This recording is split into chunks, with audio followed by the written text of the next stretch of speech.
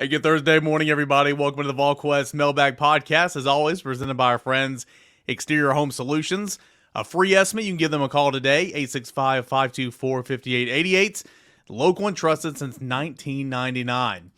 I'm Eric Kane alongside Austin Price, Brent Hubbs, and Rob Lewis. We got a full bank of questions. We'll go ahead and get started, and we'll go ahead and go with Trouble.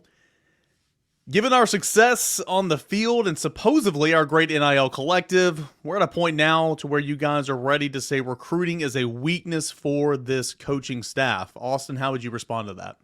Yeah, I mean, a weakness to me would be if they're ranked 30th, right? They're in the top 15. It's not been the class that it could have been, right? They have had some misses, over the late summer and into the fall, and there's no sugarcoating that.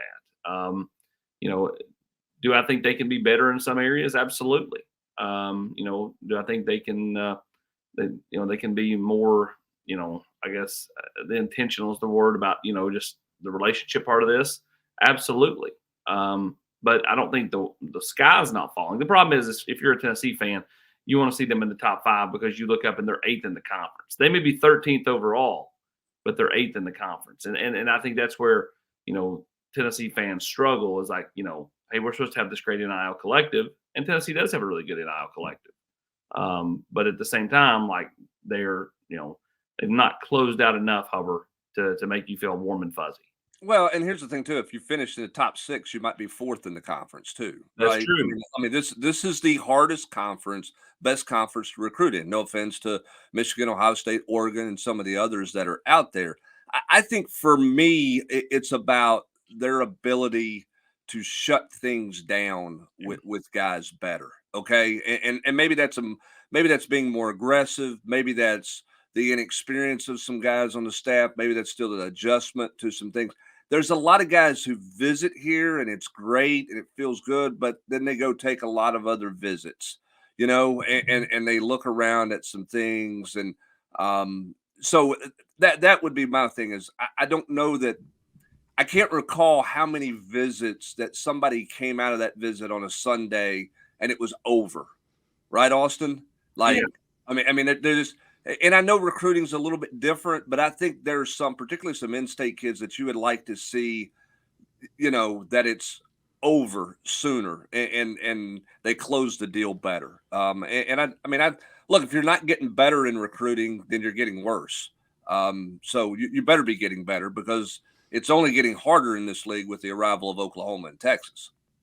Yeah, they've got to be. You bring up a great point. Let's just look at the Sensabaugh kid. Like Tennessee, should have been able to shut that one down. He doesn't visit Missouri, and this is a non-issue. Again, at the end of the day, Tennessee was late to the party on a few guys. Rodriguez, they were late to the party on.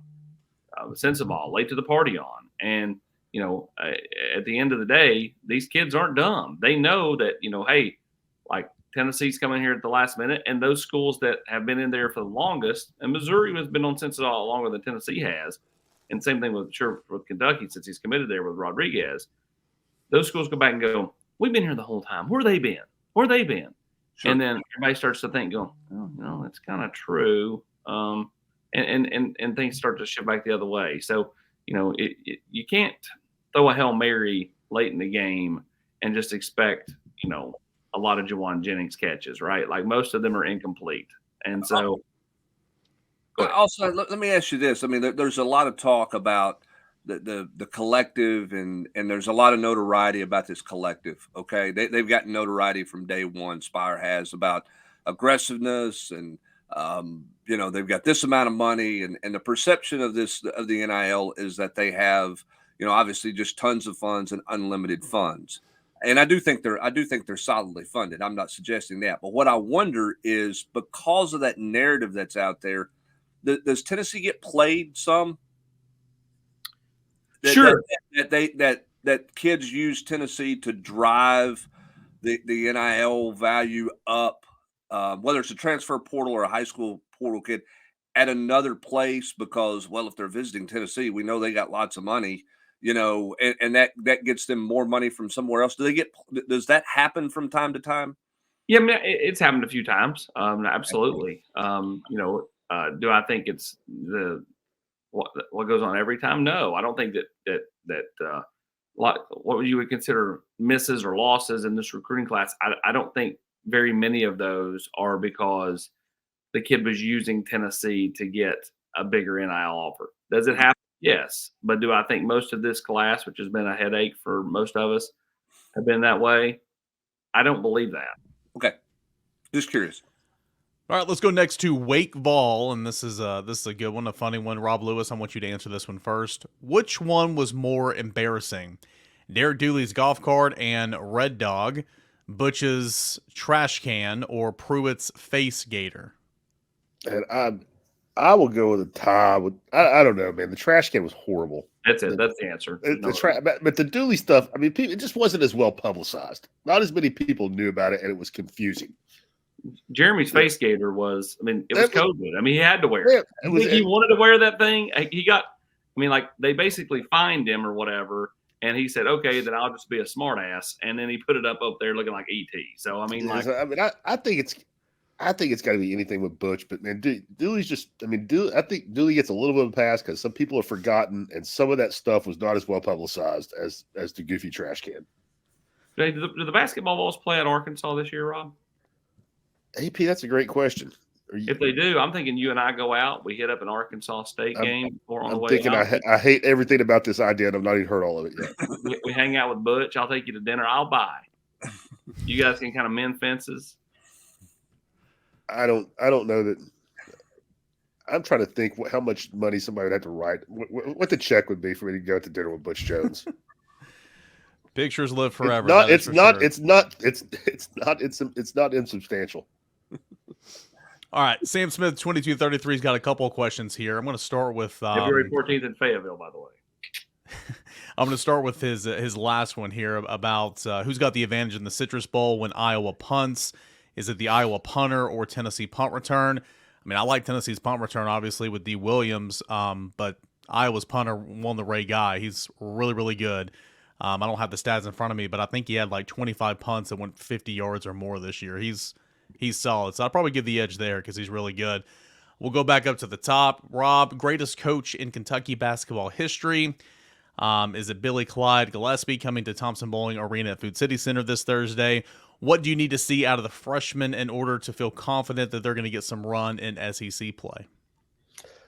Greatest coach. I mean, man, that's. I guess I don't think that's what he was asking. No, with the greatest coach in Kentucky basketball history. Sorry, I probably read that wrong. Man, the freshman. I mean, you get to see Freddie play defense and not turn the ball over, and the two young kids, the two bigs, Cade and JP. I mean, they've got to be tough in the post. I mean, that was Monday afternoon. I mean, Grant saw it too. I mean, it was not a pleasant afternoon practice for the two big kids. It was pretty clearly the head coach is challenging them to be better, to be consistent, to be tough in the paint. There were a lot of things going on Monday in practice, but I would say the biggest theme was that JP Estrella and Cade Phillips probably wished that they had a couple of classes, maybe a tutoring session that day instead of nothing but Rick Barnes on Christmas break, because that to me was kind of the biggest takeaway, that he's putting those kids through it and going to find out, if they have a third post they can rely on. And Cam Carton, I mean, Cam I think he's just a year away physically. I mean, if they love him athletically, he's pretty freaky, but he's rail thin, and Tennessee has a really crowded backcourt. But I don't know if Freddie's going to get minutes personally. I mean, they're regular minutes, and I think he could help his team, but we'll see. How do they keep him happy and engaged? Because I don't know that by playing him. I mean, I don't know that they do keep him happy and engaged. Do you worry about postseason as far as him getting antsy and I don't want to do that, right? But I don't want to start any rumors. I've not heard any of that, but yeah, I mean, look at the day and age we live in. Sure. I would worry about it. I don't know that Tennessee's head coach necessarily worries about it. Rob, that would be kind of shocking, right? I mean, this time last year, if we said that Freddie wasn't going to be a factor on this team at all, I mean that's kind of shocking, right?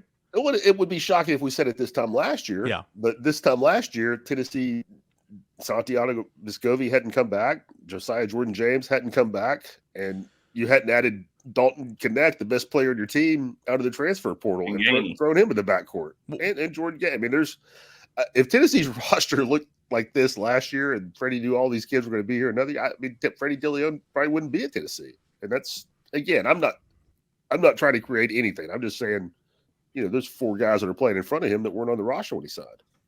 Yeah, and if those 4 guys or 3 of those 4 guys weren't here, then Freddie DeLeon's playing through turnovers at 25 minutes a game, and the whole focus is trying to get him ready for conference play right now. He's playing as much as Kennedy Chandler played 2 years ago. That's exactly right. Sam, sorry I ruined your bit there because I clearly can't read. Let's go to Lion Time 0423. Second and third most important recruits in the state of Tennessee for 2025. Obviously, George McIntyre being the number 1 there, AP. Yeah, I would go Ethan Utley just because, you got a defensive tackle you like in this state. I think he's, very, very important. And Radarius Jackson, the wide receiver out of Memphis. Who I looked up his stats the other day on a piece that I've got coming out today, and good Lord. I mean, he won Mr. Football. He had nearly 2,000 all-purpose yards, rushing, passing, receiving. He had 7 interceptions on defense. That's a name that if you don't know right now, AP, I feel like you're going to know a lot over this cycle. Yeah, again, for Tennessee, they need to get him up here as much as possible. He's on the same 7-on-7 team as Cam Sparks, George McIntyre. So, again, if you get George, if that all that happens in the next 30 days or so, then your chances of landing these receivers to me go dramatically up. And that once again, when you don't have to leave your state and you're adding quality players, that's a big deal because then you can go and sprinkle in the quality high-end out-of-state guys. Yeah, and that's why Utley is so important in my opinion because, high school defensive linemen are hard to find. They're coveted by everybody. And if you've got a tie to one in your state and one – you talk about being aggressive, AP, in the first question we had in the mailbag about trying to close things down. You got to go all in to try to get that thing closed down and get that done because that's such a premium position out there in the high school ranks to find. I think he's of the utmost importance as well. Let's go to Big Orange T. At the time of this recording, Dominck McKinley has not signed, so let's go on that assumption that McKinley does not sign with Texas A&M. Would he be locked in to come in for the Alabama basketball game, AP? And if so, do you think the staff will be making a big push there NIL-wise, meaning not scared to pay him some good money like maybe they are some other ones who they don't want to disrupt the locker room? If I don't know when the Alabama game is. January 20th is when he's scheduled to come in for his official visit if he does not sign early. And again, we taped this on Wednesday. He had not signed yet. So, obviously that's one that, bears watching. If he doesn't sign, he'll be here on the 20th of January and Tennessee would have and I'm told that is the Bama game is January 20th. Thanks to our great producer, River Bailey from Rogersville, Tennessee, the Mecca of all things. And birthplace of myself. Greg Price, all I care about. Yeah, Craig Price, that too. And Sherry. But yeah, I think that's one that they would be, that they're going to push hard on. Now, again, so are a lot of schools, right? Like Alabama's in that, Texas is in that. Like, there's a lot of schools swinging to keep, to get McKinley in the boat here. So, like, it's a big boy battle. We'll see what happens. But first off, he's got to not sign before Friday and then get here for his OB January 20th. All right, another one here from Big Orange T. Do you expect any changes with the coaches being on the field or in the booth on game days? Brent, I would imagine, that's more of an August question because we'd have no idea who's going to be. If there's any changes, we're not going to know those right now for next football season. Well, if your staff's coming back as in full, like it appears to be right now, then I don't think you change anything. Maybe an analyst is up top versus on the field or something like that. But in terms of your full-time guys, if everybody's back, I don't think they're going to change the way they've done things the last 3 years in terms of who's up top and who's downstairs. Agreed. All right, S. Pitts, Vol. I know it's way too early and the roster's still not totally determined, but I'd love to hear you guys talk about the 2024 now that the schedule is out. What do you see as challenges with the schedule? What's the ceiling and the floor in terms of win-loss record, all that type of stuff? Name a player no one's talking about that can have a breakout season. Rob, I want to punt it to you real quick. If you want to start with the schedule, Of course, it became official last week. The way it lays out, how do you like that for Tennessee?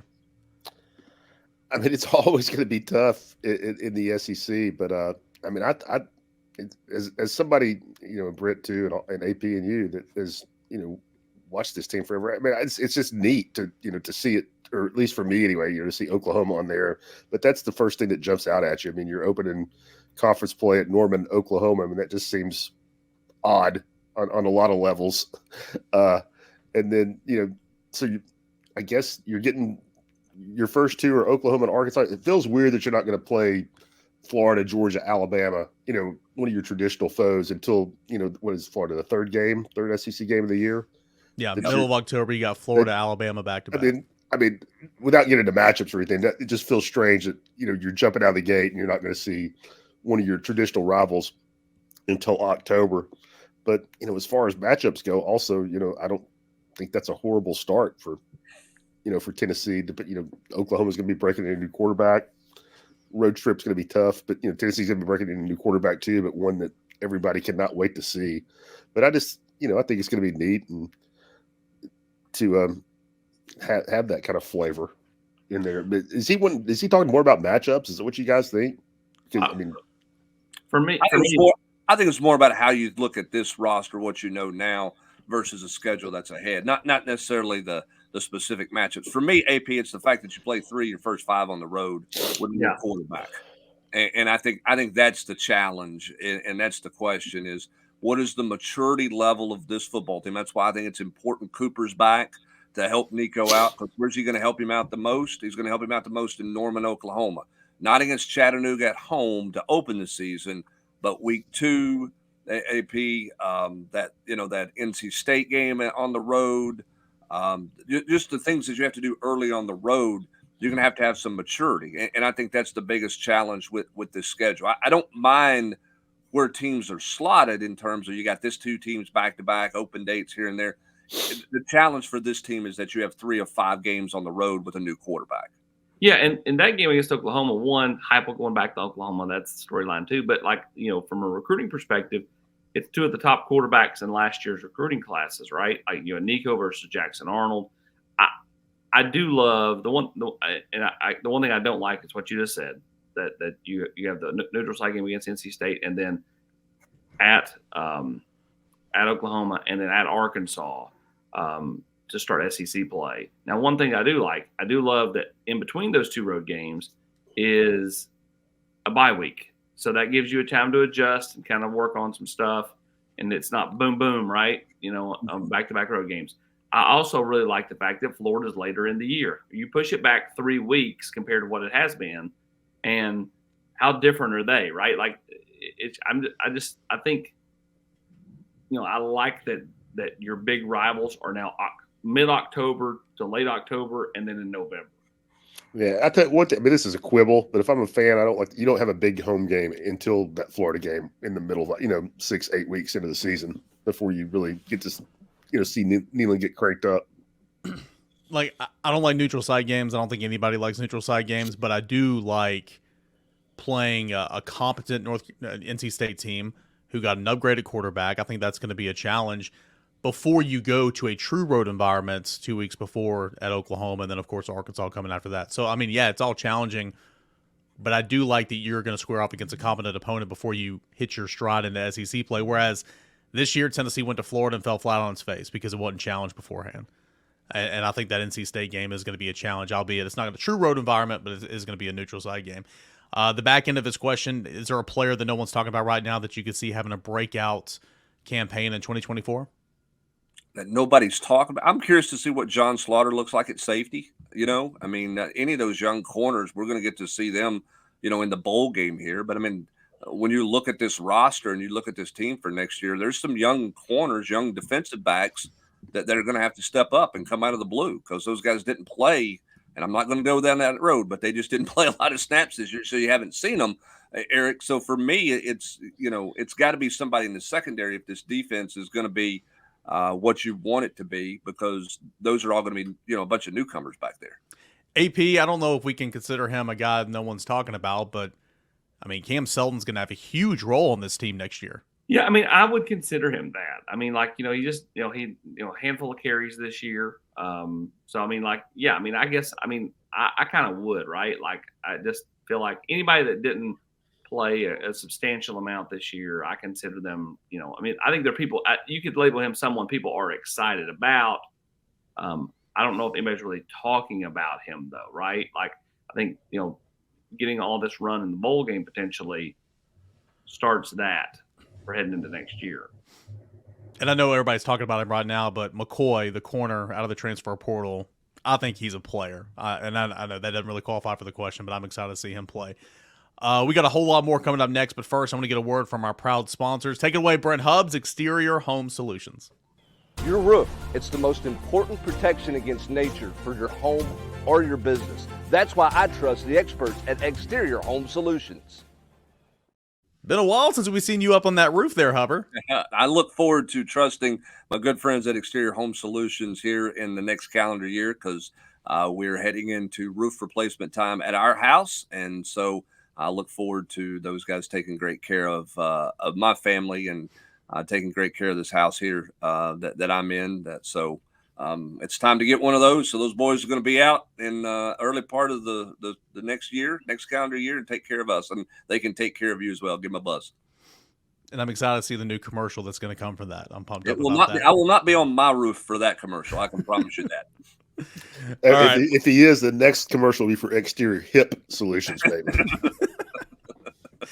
Let's go to Checker Nealon. Interior hip solution.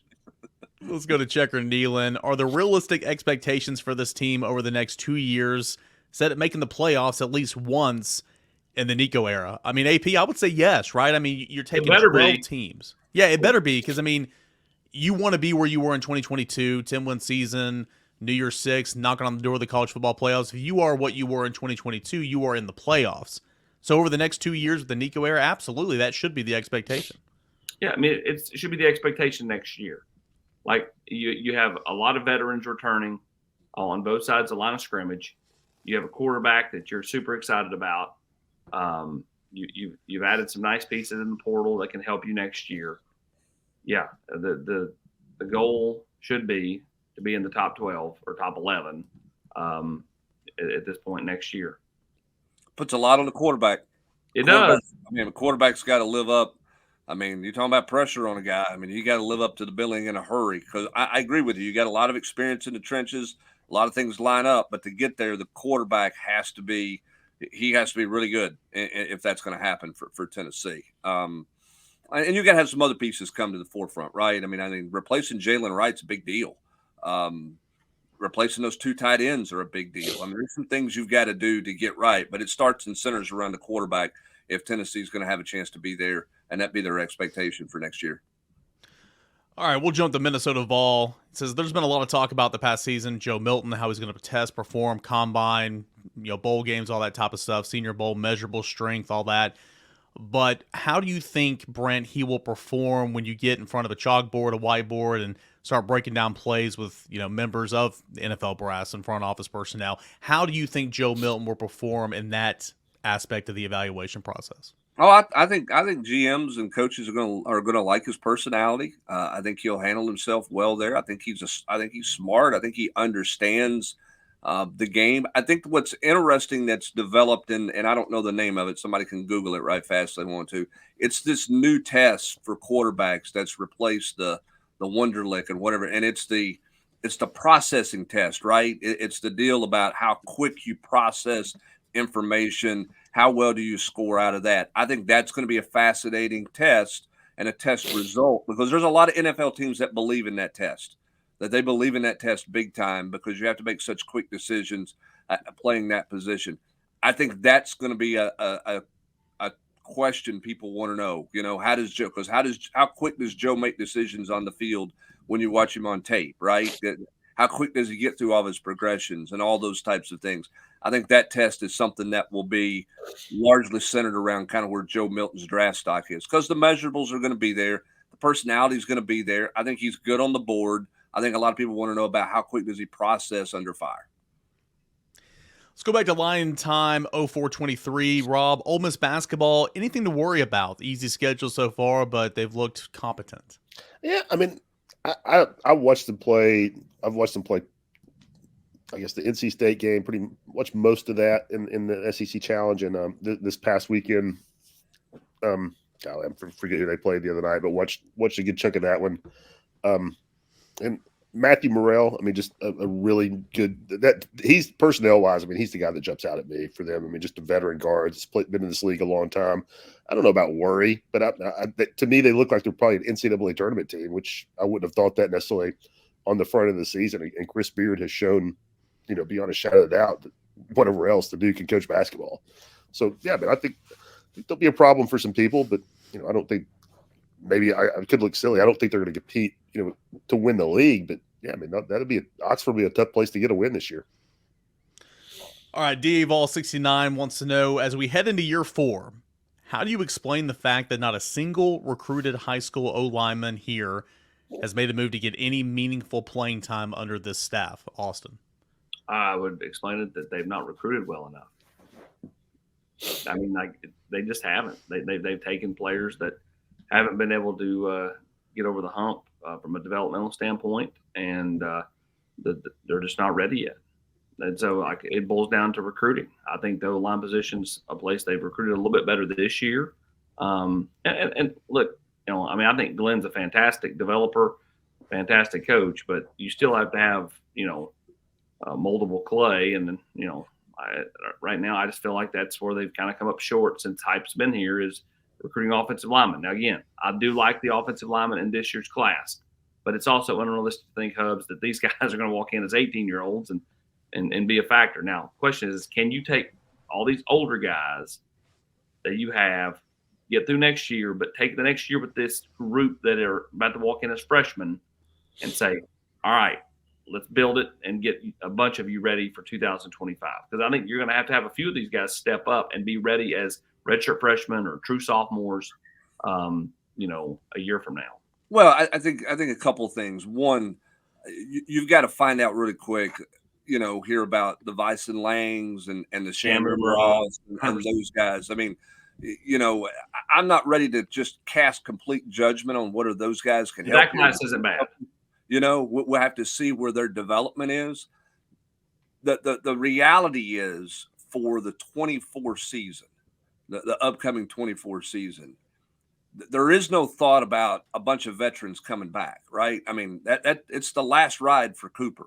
It's the last ride for all those starters. So you have to get those young guys ready, which means you have to get them some opportunities on the field. You have to play them when the opportunities present themselves on the field to find out exactly what you have and let them find out where they are, right? I mean, practice is one thing, but you've got to get them in some competition when you have the opportunity to do that, because you have to have an eye on 25, because you're going to have a veteran quarterback back in 25, and you're going to have a whole new starting offensive line. They can't be green as a gourd. They just can't be completely green on the field in 25 if you're going to be what you want to be with a veteran quarterback in that season.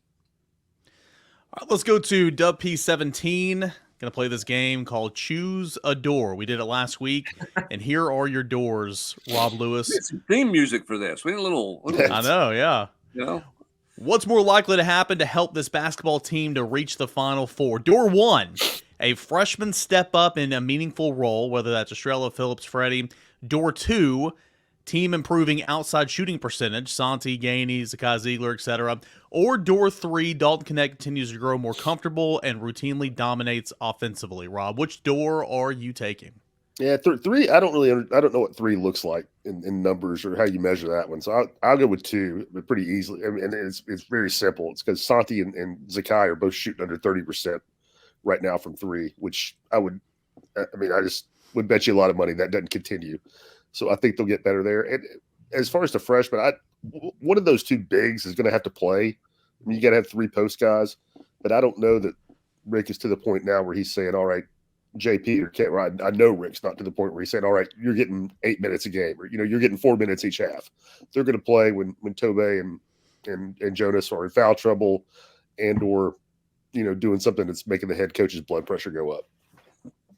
Which doesn't take much. No, it doesn't take much. But I don't think any of those 3 freshmen are in the rotation right now, and I don't know if I see it happening to the point where, hey, you're getting 12 minutes a game. And again, I mean, I'll say that under protest because I think Freddie could really help this team offensively, but I'm not sure how much help they need offensively.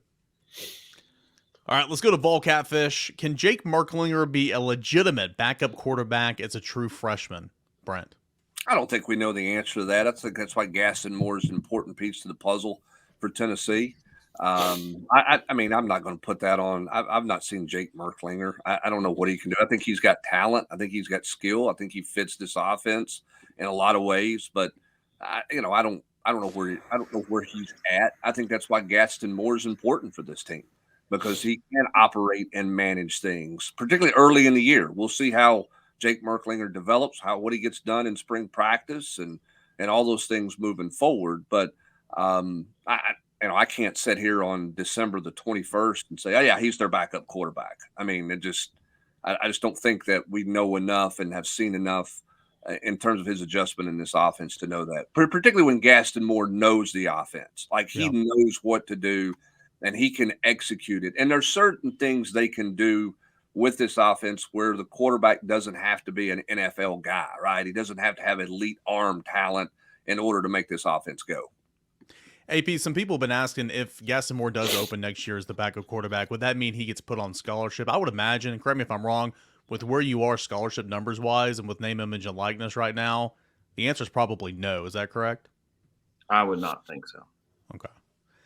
Let's go to Stump Jumper. How will the 25 class look in terms of numbers? I know it's kind of an impossible question right now, but said it seems like you have 35-plus players leaving for sure with super seniors, regular seniors, your normal batch of transfers, etc.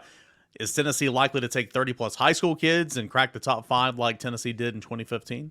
No, I don't believe that'll be the case. I think they'll take somewhere between 20 and 25, and the rest will be transfers. All right, let's go to Hoover Vol. I like this question here. Which group do you think will ultimately be most impactful from the transfer portal? The baseball group of Cannon Peebles, Billy Amick, Nate Snead, etc. Basketball and Connect and Gainey, or football with the current committed players right now and the projected ones to come? I mean, obviously, we know what they are. We don't know who the guys are yet. Yeah. We've seen basketball. I think it's pretty easy. I mean, Dalton Connect's the best player in your team, and you play 5 guys at a time. Yeah. I mean, it's because of the nature of the sport. I mean, I think it's connected. It's not close, unless you got a Hendon Hooker coming down the pike. Well, and we've seen in the sport of basketball one guy get hot and carry a team through a weekend of tournament play. I mean, we got to go back to Danny Manning to say a guy carried a team through 6 games of the tournament.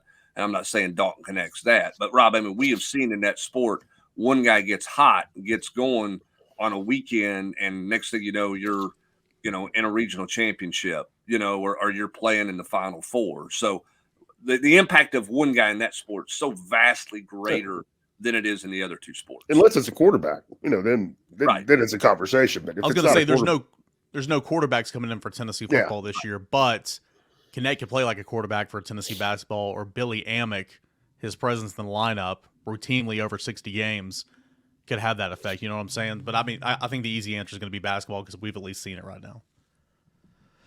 Let's go to Vol Card. What recruits would a George McIntyre commitment have the biggest impact on, Austin? Is it those in-state guys? Is it, offensive players from around the country that want to come in with them? What would you answer that? Yeah, I mean, it would be in-state guys, but I think there are some, there's plenty of out-of-state players as well, and including the wide receiver from the state of Mississippi that was back here visiting back in November. George talks to, several players around the South, so I don't think it's just predicated on Tennessee guys. All right, we got 2 more questions that we're going to get into. One's about 4 or 5 questions, actually, but we'll start with this one. 007 Vol, big word is if. If the Vols keep their entire staff from 2023 to 2024, which is it kind of looks like that's going to happen, when is the last time that's happened here? Meaning the same staff from one year to the next. Brent, do you have an answer on that off the top of your head? Well, I mean, you could say a technicality. He promoted from within after year 1. So, I mean, you had Kelsey Pope.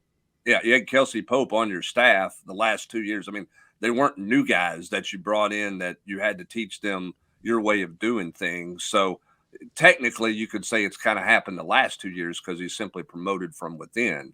If you're talking about just absolutely zero changes, the Butch's first year? Yeah, probably Butch's first year. I don't think he had any turnover there because he brought that entire defensive staff back. And Bajakian coached 2 years before DeBoard came in, right? So maybe there. Maybe Butch. I mean, Lane Kiffin kept the same staff his entire Tennessee tenure. That's right. He kept them all 11 months the whole time. He never had a staff change while Kiffin was in Knoxville. All right, we'll end with a couple here from Math Run. First, for Austin, if Tennessee could, would Tennessee take 2 quarterbacks in 2025, or is that probably out the window now with kind of where we are in college football, really?